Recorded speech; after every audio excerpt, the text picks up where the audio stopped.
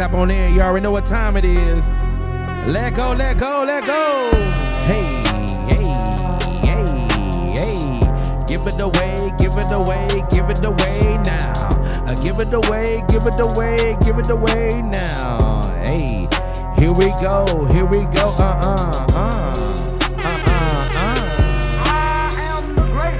Tap on in, tap on in. We about to go live in a few minutes, y'all. Hey, let go, let go. Feeling good, feeling great. How are you? Hey, ooh, hey, hey, hey. Got Trinity, Karma. That's right. We got our Trinity, Karma. That's right. Let go, let go. Shout out to Rudy Republic in the building. Yeah, man. Shout out to Rudy Republic. What's up? What's up? What's Hey. up?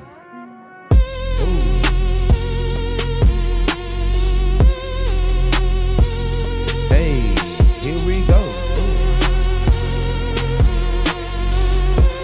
Can you freestyle? No. She's my No. not me. Yeah, check one, two. Check 1, 2. Hey, I got Trinity, Karma, Marsh. I got Trinity. Elizabeth. Ooh, I got Trinity. Karma.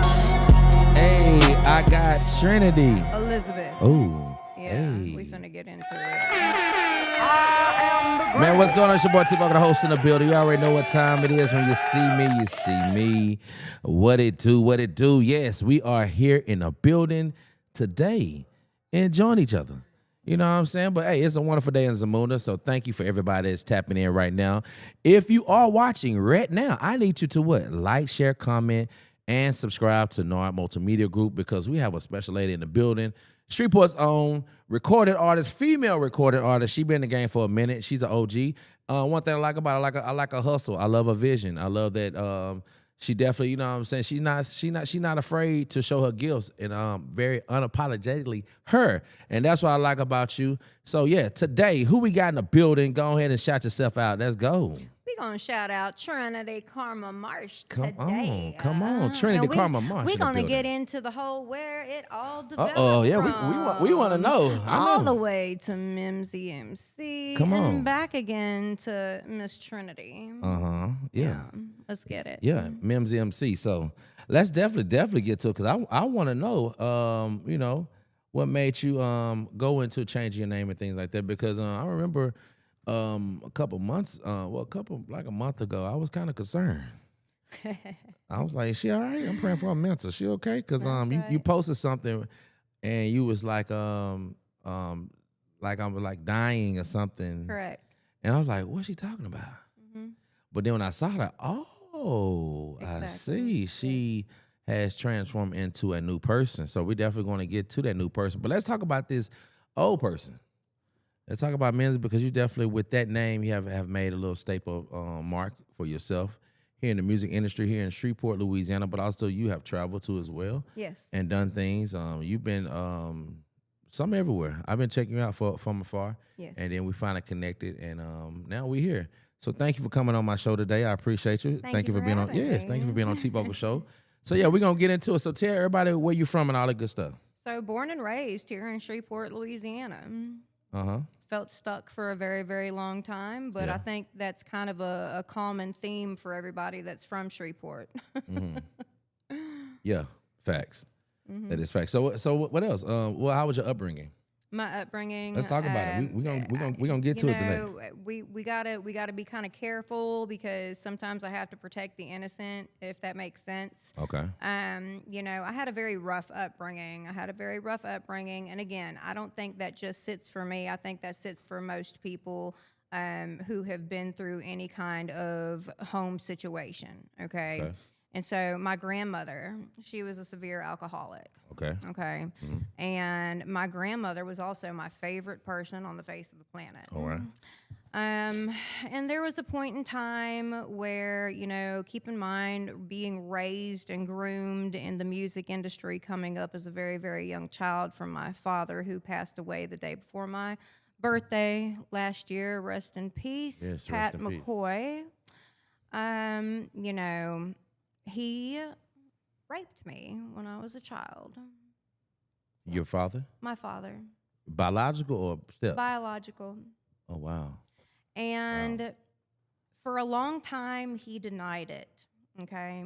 And for a long time, I, of course, did not believe him when he said he didn't remember until I had a dream. Wow.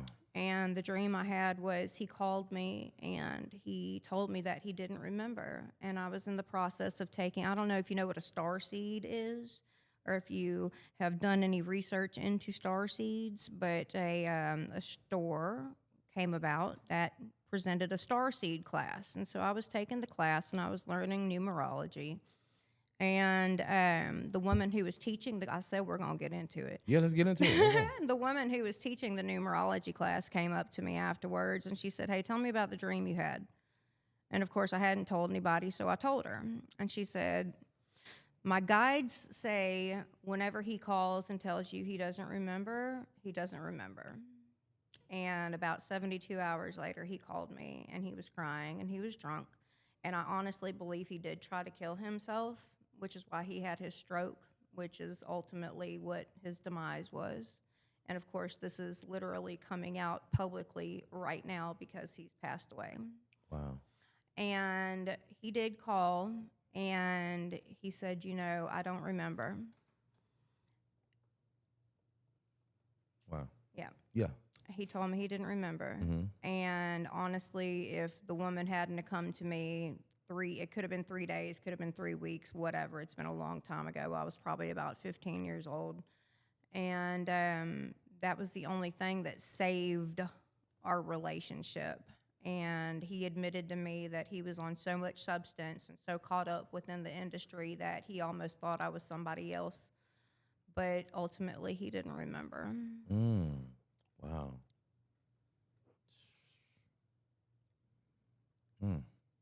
I'm an open book. Let's go.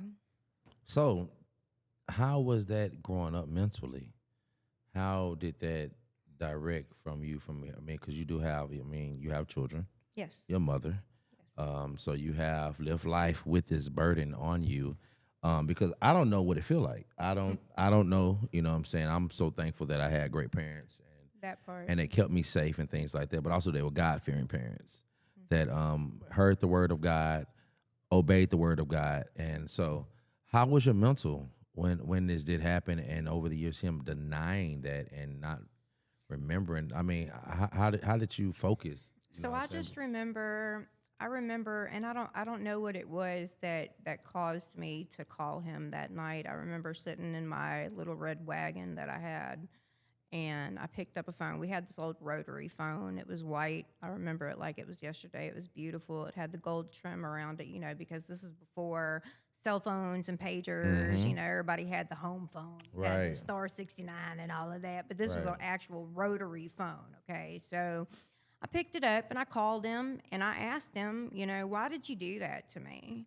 And at that point in time, he, was like, I don't know what you're talking about. And, and then of course I told my mom that I wouldn't speak to her if she told anybody because, growing up, I often wondered, why didn't my mom get me some form of counseling at that point in time? But the type of child I was beyond rebellious. I was not in my element as a normal child after that incident.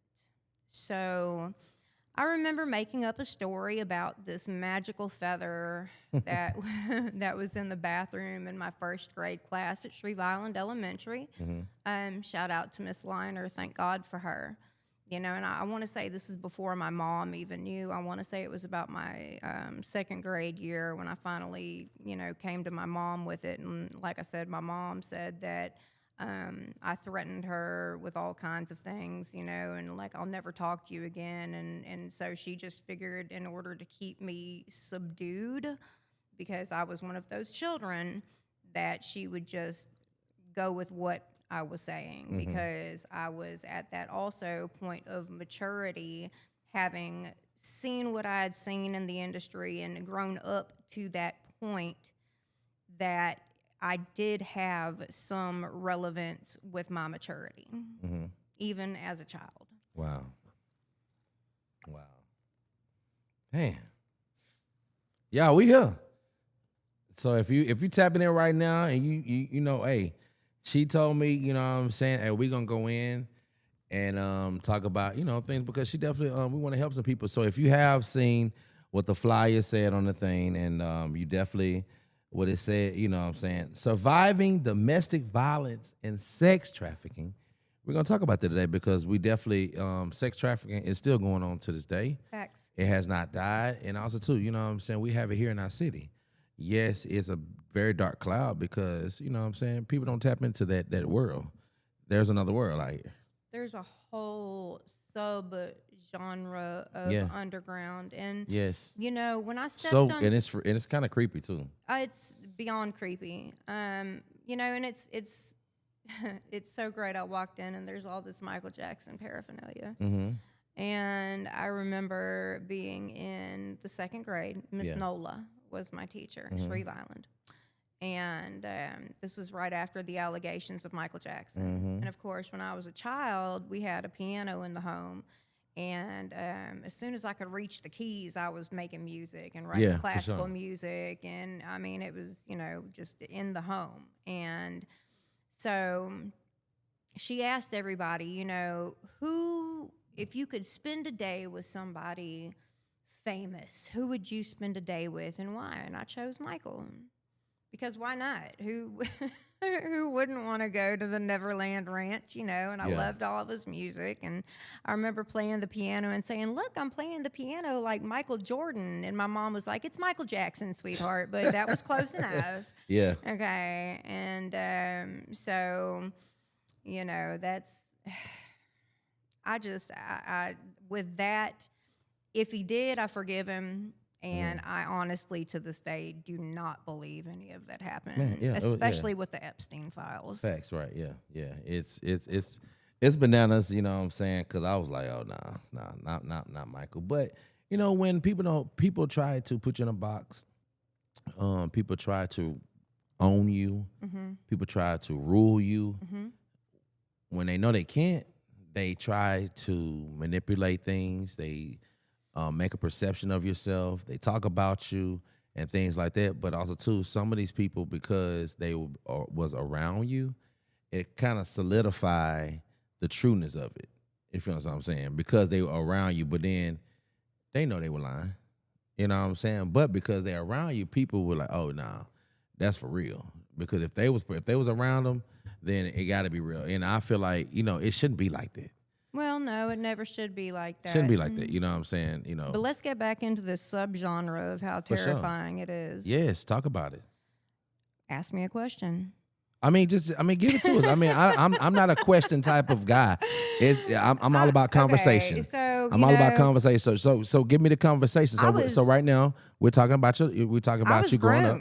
I was groomed. Yeah. So talk about the grooming. So it started with my father. Okay. You know, and there's that the gentleman, Chris, I can't remember his name, but he's doing all this exposing of the Illuminati, you know, and talking about, you know, the vagus nerve and, you know, the way they shapeshift and everything. And, of course, that happened to me at a very, very young age. Okay. So talk about it. Well, I mean, that's pretty much it. That's basic. But get more in detail. You saying so from that grooming, the shape shifting and grooming. So let's get to it. And of course that is still a theory. It's still a theory. They have not proved that yet, but it has been said multiple times. Okay. Now, what I will say about that is I thought sex was normal. From that moment of my father sodomizing me, sex was normal. Yeah, it was. That was okay. So then we all know that 5 deuce is very, very prevalent here in Shreveport, Louisiana. What's it called? 5 deuce. 5 deuce. Okay. Okay. And I don't bang because it almost got me killed. So, But with saying that, by the time I got to my initiation with them, that was from 13 to 15 of having sex with multiple men that were in their 40s, 50s, whoever. And they very well, I don't know for a fact, but they very well could have been getting paid on the back end. Like, hey, we got these couple little girls over here, you know what I'm saying? And to us, it was an initiation, but it was still part of a grooming. Almost a unspoken, unheard of type grooming when we talk about the subterranean cultures, okay? And so that continued. So by the time I was 15, it was normal. I'm having sex with everybody for free. Hold on now. Not say having sex with everybody. What's everybody? Everybody. And why would you want to live my life? Right? Yeah. So Right. I kept All right. Come on. I kept a journal. I fell in love, my puppy love, when I was 13 years old. And this is all during the same kind of time period because it was like I was being pulled this way. His father hated me. His father was in the military, okay?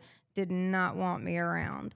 And of course, looking back at what was going on in the home, you can imagine why he didn't want me around. That's a structured home. I came from an extremely unstructured home. And so I actually kept a journal of everybody that I had sex with. Name, age, place, everything. Not a journal. A journal. What? Yes. You still got that journal? No, I do not. Oh, I was gonna say, let me see. No, I burn it. Yeah, come on. Yeah, leave it there. And I eventually had to reach out for help the best way I knew how. And the first way I did that was leaving that journal in one of my cousin's rooms when I was there on summer vacation. Oh, and they read it. And they read it, and they came to my family who dismissed it. What? Yes. So what do you mean dismissed it? Dismissed it. They just threw it up under the rug. Correct. So they heard about this, and now you got proof of what you're doing. Wow. Had. So at that point in time, you have to think about the, again, subterranean culture that nobody ever wants to speak about. Of who was watching. And I remember at 15 seeing my first bird of cocaine and having a blonde woman come to me and 3 of my friends and saying, God, y'all are so beautiful. Why don't y'all should come hang out more often. Ah. Right. Look, So here's that's how it here's started. a little bit of this. Oh, you like that, right? Yeah, well, come on, keep coming over here. Hey, I got a way for you to make some more money. But then fortunately, by the hand of God, names, places, people have been changed to protect the innocent. Yes. There was a massive bust. And I fortunately, by the hand of God at that time, was taken away from that particular situation. What? Yes. Straight mafia. Straight mafia? Mafia. Wow. You've been through. Life been lifing for you. Oh, always. Wow. So you said at the age of 13? 13 to 15. 13 to 15, you was the main grooming. You was main grooming. Yes. So when 15 hit, what happened? So when 15 hit, it gets kind of foggy because keep in mind that's when the cocaine came in, and there was a lot of it. How much? Oh God, a lot. Cocaine ain't cheap. No, it's not. But we had jobs, and that's what we were spending our money on. And of course, if our parents gave us any money, that's what we were spending our money on. I remember one night we had gotten probably like 2 8-balls of cocaine, and that's not really a lot, 6 grams. Yeah. You know what I'm saying? But you say 8-ball, that's 8. That's 3.5 grams. Yeah. So, we had about 6 grams, and I remember calling my mom, and my grandmother had given me like $200 for Christmas. And I remember calling my mom like, hey, this money fell out of a hole in my pocket. and that's when it became a problem when the drugs came in. Yeah. Because then I was hooked. Oh, wow. So you was addicted. Absolutely. So at 15, here come the drugs. Yep. And that's when the shady visions and the hazy visions started to. Correct. Where it's almost like you wasn't yourself anymore. At all. Yeah, But you just, through the whole thing, Yeah. I played guitar. Oh, wow. Okay, and because keep in mind we had a piano in the home, a grand piano, a baby grand piano. Still have the piano, and I decided that I wanted to sing, that I wanted to be in the music industry. Okay. Because keep in mind, going back, I was at NMG Studios in the Bottoms with my father. Okay, yeah. Let's talk about that. Let's put a pinpoint. All right. Let's put a pinpoint because we want to understand. Let's talk about Nighthawk right quick. Sure. Tell me about Nighthawk. So I remember walking in and there was this little pig statue and it was like all wood, that wood paneling. Okay. And there were, and I don't think it was Tipitina's because that's the main studio that he worked at. Yeah. Okay. And so I just remember the main thing was he was managing a group called Nobody's Children. Okay. And he needed children on the very end of the cassette tape to say, just put one foot in front of the other, something catchy to go with the, heavy metal band. And then you've got these kids laughing at the end of the cassette tape. Okay. And so that was really my main experience there, but I did go with him frequently, because he was always running back and forth, like, okay, well, this person's doing this, I'm managing this group. Okay, this person's flying over here, so I have to go over here to manage this group. So when I was spending time with my father, and I don't know if it was before, after, or during the incident, I spent a lot of time going with him to work. And I remember also, aside from Nighthawk, I remember, and it might not be Nighthawk, it might be Night something else. I don't know. And where was it located at? It was in the Bottoms. Bottoms. Yeah. Wow. So we had a studio in the Bottom. Absolutely. Didn't know that. Yeah. Yeah. Wow. So you always been around Always. us people. Always. My You've godmother. been around some soul all your life. My godmother grew little up. Tina Marie over here. Look, we got little Tina Marie. No, don't put me on that category. Not at all. My godmother grew up in the Castle Motel. Oh wow! She needs an interview. If anybody needs an interview, she needs an interview. She got something to say. She's got a lot to say because that's part of the history that people are like I have youngsters come to me all the time and they're like, we want to know what the hell happened. We have no idea. We just, and now here we are. And it's like, okay, we know about the Bottom Boys. We know that there was a lot of this and a lot of that, but really, like, what was going on? So now, what was going on? Help me out. Put it this way. My family had KKK burnt in their yard with gasoline on multiple occasions because they dated and hung around nothing but black people. Correct. Okay. Wow. Bird High School. Wow. 1970s. My aunt was head majorette, and she was the only white majorette. Yeah. They had protests, lots and lots of protests, because keep in mind, Shreveport, Louisiana was the last parish in Louisiana to integrate schools. That is true. Yeah. And their best friend's father, Mr. Kennedy, was the school superintendent at the time. And Mr. Kennedy received death threats regularly. Wow. Yes, but he still made the decision to integrate the schools. Yeah. Yeah. Wow. Didn't know that. Okay. So y'all was an advocate for always. Yeah, always been an advocate. Always. For the culture. That's what's up. We need more of y'all like that. We need more Caucasian advocates, you know what I'm saying? Because we've had a hard time here on this earth. Yep. You know what I'm saying? In this United States, and we have had a lot of people like yourself and your family around the country that has helped us hide us in places because we are driving here and here, NAACP, things like that. You know what I'm saying? My great grandmother, Mem, dear Mem, had a safe house Wow. in Texas, in Port Arthur, Texas. Really? Yes. So y'all have always had a heart for the people. Always. Wow. Wow. That's amazing to know. Yep. It's amazing to know. And so my aunt really wanted to have black babies. Really? She did, but she couldn't. Uh-huh. We don't know why, but she couldn't.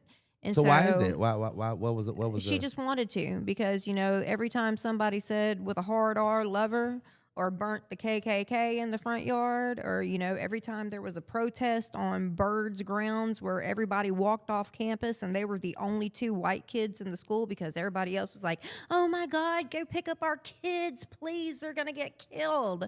But my mom and my aunt were standing right there on front grounds, you know? And so she just did. She just did. Like, it was one of those things as part of the protest. Wow. And so when I came along and had my two black children, you know, my aunt to this day is like, those are my babies. And I'm like, yes, those are your babies. Wow. Yeah. Wow. So y'all, she like a little chocolate, y'all. She like a little chocolate and a little chocolate and a little milk. She like a little milk chocolate, little milk chocolate. For sure, I love that. I love that. I love to see one love. You know, we all are part of the body of Christ. Yes. And we have his bloods running through our veins. Facts. If you cut me, it's red blood. If we cut you, what is red blood? If you understand what I'm saying. So we have to, really talk about things like this and tell the stories, because this generation, my generation, we're not used to having white advocates. What we see on our history books and Black history, us getting beat, us getting, but so they don't talk about, or a movie has not came out showing. I think they had I forgot that one movie. I forgot that he fought for. I forgot the name of that movie. What, Braveheart? No, not Braveheart. Wrong area. Not Braveheart, but it's called some state. State. I forgot the name of it. It had Matthew McConaughey. He plays in it. Free State. I think it's called Free State, something like that. No idea. But he had, what I'm saying, his own land, whatever. But he treated everybody with respect. Correct. So they hated that he had black people on his land, but he didn't treat them as my grandmother. Because keep in mind, dear Mem, that was in Texas. Okay. So if that was my great grandmother, think about which war that was. Yeah. Okay. So you got a safe house during that. Yeah. Okay. Now my grandmother, she was raised in Utica, New York.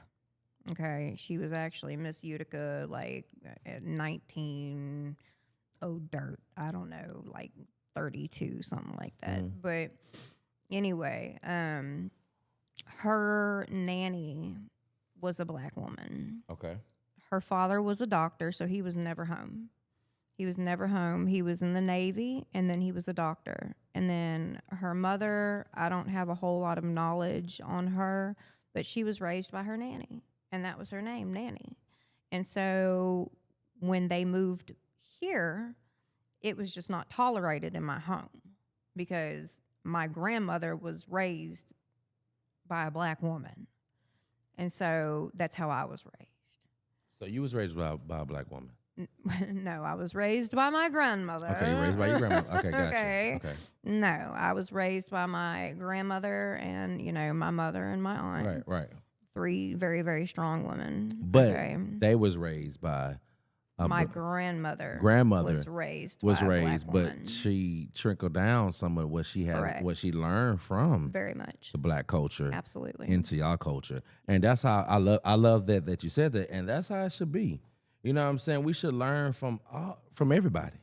You know what I'm saying? Like, and I know they probably got some good cooking tips, Oh, hell yeah. some remedies. You know what I'm saying? Absolutely. Cause I ain't lying. I wish I would have to this day be around Native Americans Yes. because they have so many remedies and things like that, and they understand the earth. And that's the You hard know what I'm part about saying? my father because and I feel like they are the heartbeat of our country, Yeah. Native Americans, because they were here first. They studied. Yep. They learned these things without a book. They didn't have Google. You know what I'm saying? These are try and errors of things like that. But also too, they carried this. They carried this knowledge and things like that, and was willing to give it away. But us, well, not us, but when they came over, you know what I'm saying, it's like, I'm gonna take it from you. Well, And they got I'm going to dismissed say, from where they were, right. And And I'm gonna Columbus say we got made it. killed when he We got made it, when if you he went understand? back. They Right. killed him. But you get what I'm saying? It's Yes. like they made these certain things, but since y'all don't really know how to really put it out, and we are the voice, we gonna take it. Mm-hmm. We own this. We did this. We made. You know what I'm saying? Yes. So, I'm very thankful to hear that story. That because we need to hear more other stories about back in the day in the 30s and 20s, where families of Caucasian background and families of African American background and Hispanic backgrounds came together back in the day to be advocates of one another, Facts. to help one another. You know what I'm saying? Also to put each other on game. That's what I love about the South when it comes to gumbo. Mm-hmm. Back in the day in New Orleans, you had these different type of cultures that traveled there. You know what I'm saying, in New Orleans, and everybody brought something to the pot. Mm-hmm. Facts. The African Americans brought something, the Caucasian brought something, the natives brought something, the Creole brought something, the Europeans brought something, and they came up with this thing called gumbo, and it was a celebration of peace, love, and things like that they came together to eat. And that's the reason why I love about gumbo to this day. It just brings, it's just something about gumbo. You know what I'm saying? It brings people together. Bay leaves. The bay leaves? Yep. That's what it is? That's what it is. I don't like that in my gumbo. I'd be like, man, take that out. Why? Why you got to get the bay leaves up out of there? And one thing, too, since we on food, y'all know I'm a foodie. Huh? Hey, peel the shrimp for me and then put it in the bowl. No, I like to peel the shrimp I don't myself. I want it. Listen, once I get my gumbo, also, too, I don't want no crab. I don't want no crab and stuff in my gumbo. Like, take that out, too, or put it to the side. Like, all that type of stuff. I want to be able to, just like, I ain't lying. Like, I love fish. Every now and then, I definitely want bone in. Mm-hmm. But it's something about filet. Huh? You can get right into it. Huh? I ain't got to worry about You're picking it like accidentally getting come on. one caught in the back I'm eating of your like throat chicken or nuggets. anything like I'm that. eating my catfish nugget. You hear me? Absolutely. So yeah, all you gumbo makers and cooks, peel the shrimp for me. Keep the bay leaves. And peel the shrimp for everybody else that you know what I'm saying, yeah. But yeah, so y'all, thank y'all again for tuning in, y'all. We're having a great time. Yes, this is the T Vokalz Show. Thank you for always showing your love. If you want to ask questions right now, please ask questions. If you just tuning in, please like, share, and comment. And also to subscribe to NARC Multimedia Group and check out the other dope podcasts that I do have that's going on. So we're gonna get to it because she is an artist, and we want to know how she fell in love with music. So during this transition of your time of just chaos and misunderstanding and the foggy days, that's what I call them, the foggy days. You know, we couldn't see. How did you get out of that foggy day? How did you get to the woman that you are now, and now your mother and things like that? How did you get out of that? Yeah, so that was a chess game. All right. That was a chess game, and I had a front page article, and I'm not bragging about it, but I did have a front page article on the Shreveport Times, and of course the article read, "I'm a living miracle," and I am. And it was a 3-page article, and the woman that interviewed me, she interviewed me for 3 days, and she was like, my manager at the time said she was like looking at a living horror movie, and so she was trying to figure how to put it into a article to again protect the innocent. So she wound up having another woman come in and give some statistics, which is all fine and dandy, you know, but my path was not that. A lot of things could be said, and I think I could save it for another day as far as what we have here that is quote unquote available as a safe house or a retreat from, so on and so forth. I actually am working on starting a podcast / just little show on my, you know, my life, lipstick on the mirror. And I went into Miss Pinky's place. Mm-hmm. And this was a terrible home. It was full of bed bugs. It was packed full of women and children, probably anywhere between 30 to 50 of us. And you can go on YouTube and you can look at the building and everything. And, you know, so many times I would have to go to the hospital because it was like, okay, you're either going to go to the hospital or you're going to go to jail. Mm-hmm. And so I would go to the hospital and spend my time there because I knew this is even before I had children. I knew that there was something dysfunctional. Okay. Wow. Yeah. So then when it came down to it, I remember watching my son and my daughter fight with one another. Mm-hmm. And I said, I have to make a change because I cannot allow my children, who at that moment in time were so young, they could hardly even speak, you know, and they're in that malleable age at that point. Mm-hmm. And I knew that whatever it took, I had to get them away from the situation, and I had to get them into a safe situation under my wing, Yes. period. Come on, safe. So I got kidnapped right after that. What? It is what it is. I prayed, God answered, and that happened to be my way out. So I was kidnapped. I was tortured for months. And I had to make friends with my kidnapper, you know, and you'll hear it. Go ahead. Yeah, hold up. Yeah. Rewind. What they say? Rewind. Oh my God. Yeah. What? Yeah. Kidnapped. Okay. So how was it? How did you get? How'd you come? You just okay. How'd you get kidnapped? So the main person, because keep in mind I was under something called a gorilla pimp. Hold up. Gorilla pimp. Yes. What is a gorilla pimp? A gorilla pimp is the one that takes the girls that don't want to listen, so he can keep them. Yeah, I got you. So I got my ass beat regularly. I've had 9.5 hours of reconstructive surgery on my face. 9.5 hours? Yes, and we're not talking about the lips and the cheeks. This is me putting my cosmetics back to refill my face. What? We're talking about what almost killed me multiple fucking times. Excuse my first F-bomb. You good. You good.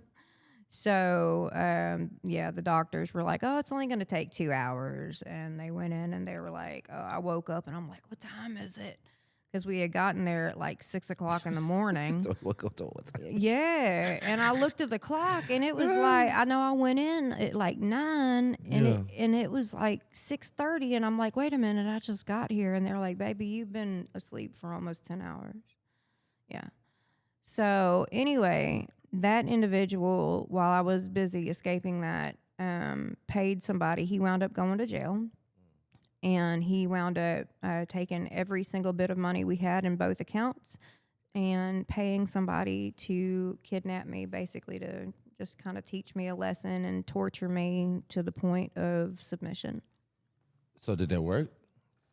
Sort of, because I wound up getting my children out of the situation. How'd you do that? So I had to make friends with my captor. Okay. So when it started, of course, you know, I just remember it was like this entity every time he would put his hands on me, and this is still, there was cocaine in the picture at this point in time because of the sessions I had been through.